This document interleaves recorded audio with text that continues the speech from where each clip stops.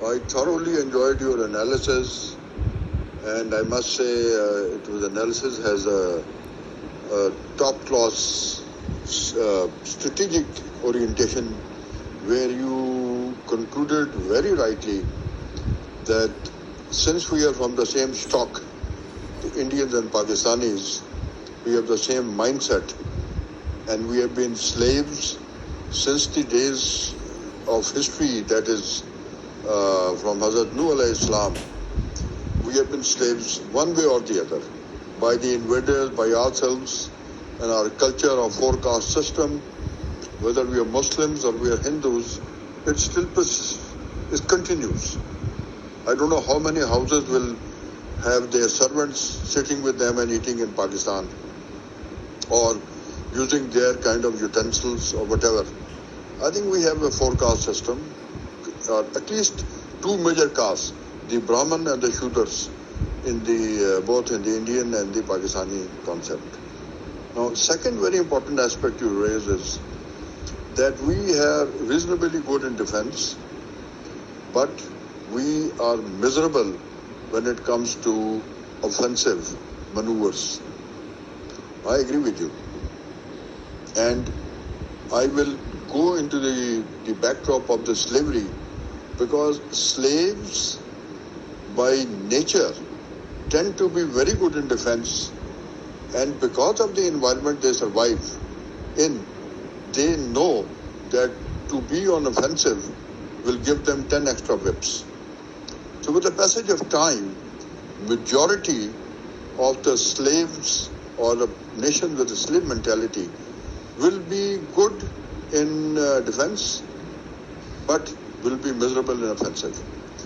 But I'd like to say one more thing, Aga, that Pakistan, whether you look at the war of 65 or 71 or Run of Kutch, or especially this Kargil fiasco by this idiot Musharraf and his team, I would like to highlight that in all these wars, one, they were initiated by us. Second, it was a failure at the strategic level, while at the tactical level, we did well. I tend to call 65 war as a war of colonels, because at the colonels level, by and large, we did very well. But beyond that, we absolutely goofed up. And the proof of any war, a victory of any war, or any effort is, if we achieve the aim, it's a success, and if we don't, it's a failure. The aim of 65 war was to separate Kashmir, take Kashmir from India. And Indians, when they saw that they are in a tighter corner in the Akhnoor sector, they very strategically opened up the front along the international borders. Full marks to them. Whether they succeeded at the tactical level or not is not important. But what is important is, at the strategic level, they checkmated Pakistan. We could not take Kashmir. And since then, the Indians have been building up formidable defenses, both in the political sense and in the military sense, to ward off any future adventure by the Pakistan Army. Same is true for 71. And in Kargil, you see that the basic role of a general is one, as I said in the army, I'll digress a bit, that if your strategic decision is right, you may lose battles, some battles, but war you will win. But if your strategic decision is wrong, you may win battles, but war you will lose. So that is a classic definition of Pakistan 65, 71 and Kargil.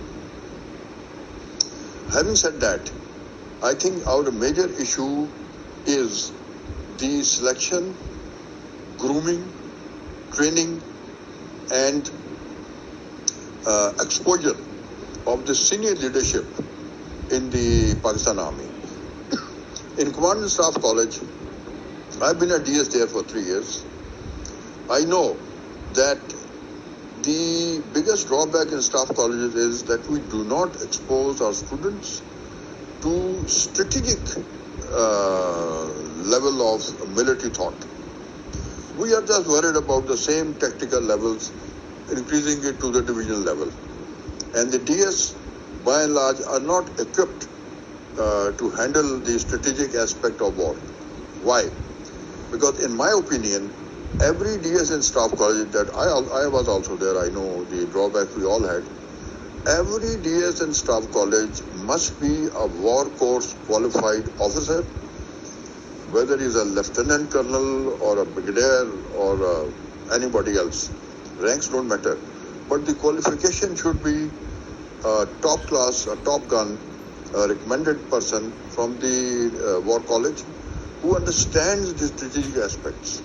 And having done the war course myself, and having stayed as COS of 31 Corps myself, I can say without any hesitation that not more than 5% people in the war college, in the war course, are gifted with the desired strategic mind.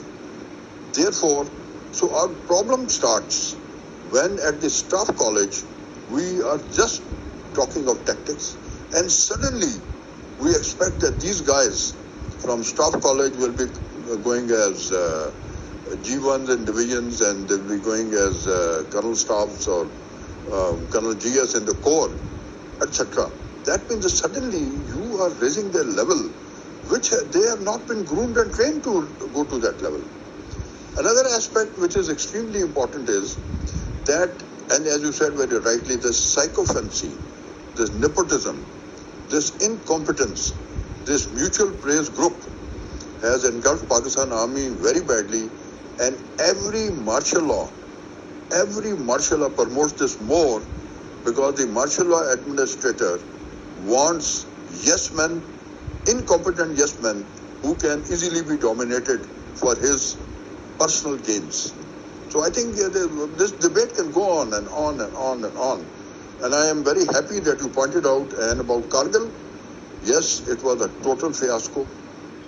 It was a tactical failure because of the logistics, and a strategic failure because it was very poorly planned. They had not seen any, in any operation at the strategic level, we have to consider, like any operation of the doctor's operation on an operation table, at what time and what are the indications that you terminate the operation.